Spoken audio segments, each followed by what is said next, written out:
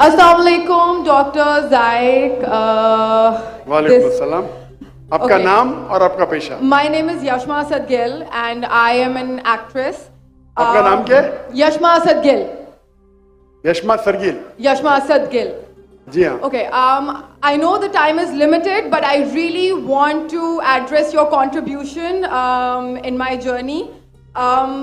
There was a time when I had fallen into the trap of atheism back in the days when I was doing my bachelor's, but alhamdulillah, it was your videos and your lectures that brought me back to my religion and brought my spirituality back to me and my faith back to me. So alhamdulillah for that, and thank you for coming to my country and especially my city. You've been a mentor and you are my, I'm literally shaking right now, I'm so sorry. Okay, so the question is, pardon me if I say anything wrong because my knowledge is limited, but at the time when I was doing my research and I came across your lectures, there was everything else that I could understand, but one question still remains, which is that this concept of predestination, and then there is this one concept of us human beings and Jannat having free will, right? तो अगर सब कुछ पहले से लिख दिया गया है, अब कुछ अगर सब कुछ प्रीडेस्टिन्ड है, तो जो कॉन्सेप्ट है कि अगर एक चोर कहीं पे चोरी करता है तो वो तो पहले से नहीं लिख दिया गया था, उसको उसकी अकाउंटेबिलिटी क्या है उसमें फ्री विल के हिसाब से? बहन ने एक अहम सवाल पूछा है और वो कहती है कि पहले वो एक्ट्रेस थी और वो एथियज्म के जाल में फंस गई थी और मेरे कैसेट सुनने के बाद अल्हम्दुलिल्लाह वो वापस दीन की तरफ रुजू की और अल्लाह सुब्हाना व तआला ने हिदायत दी. उनका मेन सवाल है कि कदर के बारे में. मैं आपको मुबारकबाद देना चाहता हूँ कि आप एक फिल्म इंडस्ट्री से वापस सही रास्ते पे आए. बहुत मुश्किल है, अगर मीडिया के जाल में फंस जाते तो निकलना मुश्किल है, लेकिन अल्लाह ताला काफ़ी लोग को हिदायत दे रहा है. आपको भी अल्लाह ने हिदायत दी. जहाँ तक ये सवाल है, उनका सवाल है कदर के बारे में, अबाउट डेस्टिनी, फ्री विल, कि अगर अल्लाह सुब्हाना व तआला ने मेरे तकदीर में लिखा कि मैं शराब पीऊंगा और मैं शराब पीता हूं तो कौन जिम्मेदार? अल्लाह. ये सवाल बहुत कॉमन है, लेकिन अक्सर मुसलमान घबराते पूछने के लिए, क्या कोई फतवा न दे दे मुझे, मैं काफिर हूं. अल्लाह सुब्हाना व तआला कुरान मजीद में इंसानों को एनकरेज करते सवाल जवाब के लिए.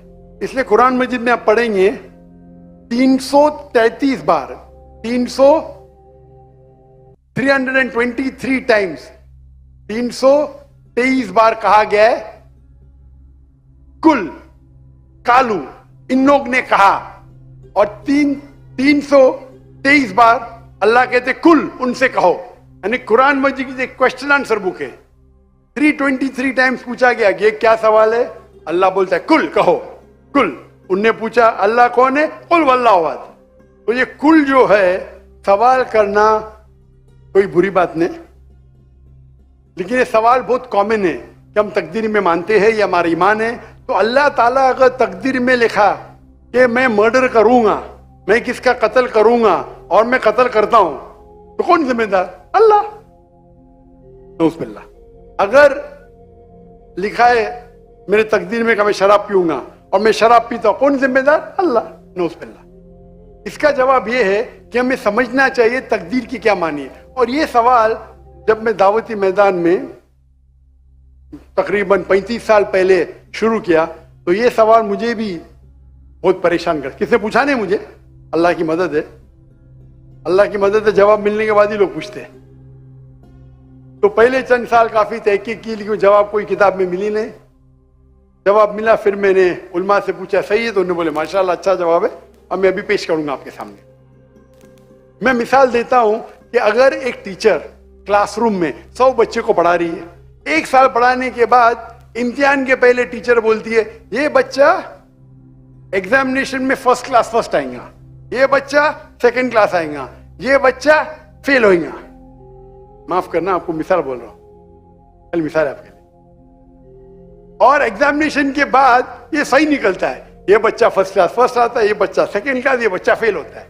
میرا سوال ہے کہ جو بچہ فیل ہوا وہ بول سکتا ہے کہ ٹیچر نے پریڈکٹ کی، کیونکہ ٹیچر نے پریڈکٹ کی کہ میں فیل ہوں گا اس لیے میں فیل ہو گیا.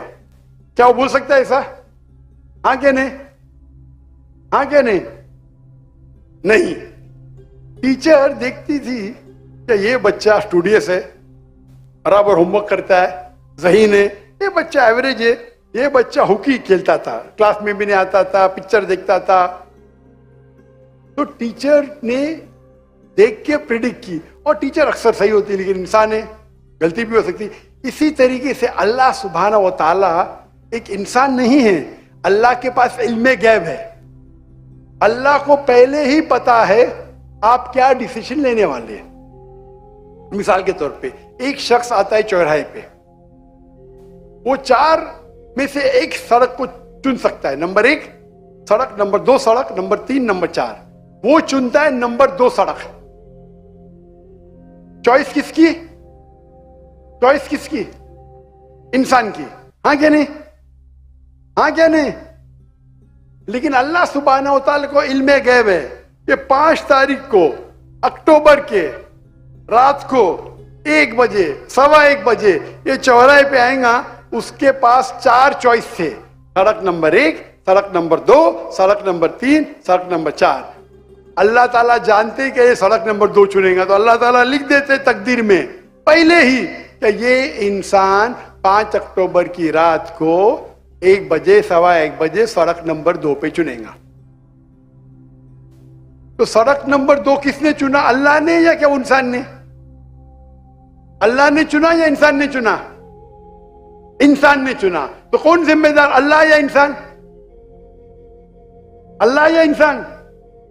انسان. وہ آگے جاتا ہے اور 3 سڑک آتے، سڑک اے، سڑک بی، سڑک سی. وہ چنتا ہے سڑک اے. اللہ تعالیٰ جانتا ہے کہ وہ سڑک اے چنے گا، لکھ دیتا ہے. کون ذمہ دار؟ انسان. اللہ جانتے ہیں کہ گریجویشن پاس کرنے کے بعد وہ انسان ایمانداری سے کما سکتا ہے یا چیٹنگ کر کے کما سکتا ہے. وہ چیٹنگ کر کے کماتا ہے. اللہ تعالیٰ لکھ دیتے کہ گریجویشن کے بعد یہ انسان کو آپشن نمبر تھا، ایمانداری سے کمائے، چیٹنگ کر کے کمائے. وہ چیٹنگ کر کے کمائیں گا، ایڈوانس میں لکھتے. تو اس سے ہمیں ظاہر ہوتا ہے کہ اللہ چن رہا ہے کون؟ انسان. لیکن اللہ تعالیٰ کے پاس علم غیب ہے، تو اللہ تعالیٰ اسی لیے لکھ رہے ہیں کیونکہ وہ جانتے ہیں کہ وہ انسان یہ غلط کام کریں گے. یہ نہیں کہ اللہ لکھتے ہیں اور وہ انسان غلط کام کرتا ہے، کیونکہ وہ انسان غلط کام کرنے والا ہے. اللہ جانتے ہیں، اللہ ایڈوانس میں لکھتے. تو کون ذمہ دار؟ انسان. تو اللہ کے پاس علم غیب ہے، اور اللہ سبحانہ و تعالی کبھی غلطی نہیں کرتے. اللہ نے آپ کو اختیار دیا کہ آپ چوری کر کے زندگی بسر کر سکتے یا ایمانداری سے. آپ ایمانداری سے کرتے، اللہ تعالیٰ لکھ دیتے کہ یہ انسان ایمانداری سے زندگی بسر کرے گا. تو کون ذمہ دار؟ انسان. ایک حدیث میں آتا ہے کہ دعا تقدیر کو بدل سکتی ہے. صحیح بات ہے. مثال کے طور پہ آپ جاتے ہیں ایگزامینیشن میں، آپ کو پیپر آپ کا بہت خراب جاتا ہے، آپ جانتے ہیں میں فیل ہونے والی ہوں. آپ گھر پہ آ کے دعا کرتے، یا اللہ مجھے پاس کر. اللہ سبحانہ و تعالیٰ کو پتا ہے کہ آپ ایگزامینیشن میں جانے والے یہ تاریخ کو آپ فیل ہوئی ہیں. اللہ کو یہ بھی پتا ہے کہ آپ گھر پہ آ کے دعا کریں گے. ہاں کہ نہیں؟